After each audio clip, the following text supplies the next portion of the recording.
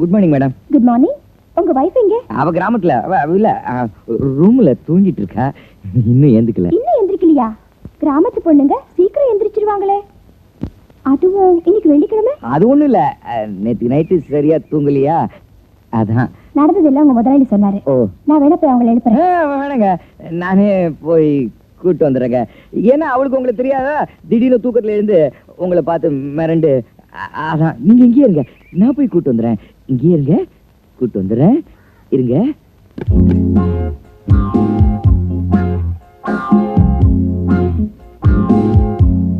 என்னம்மா பால் பாத்திரத்தை வீட்டு வாசல்ல வச்சுட்டு இங்க வந்துட்டு நின்னுக்கிற?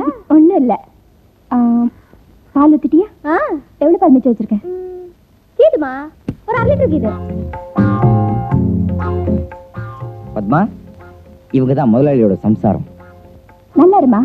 ராஜகோபால் சார், இவ பேர் சகுந்தலா. நாங்கெல்லாம் சக்குன்னு கூப்பிடுவோம். இவதான் எங்க வீட்டு பழக்கமா பால் ஊத்துறவ.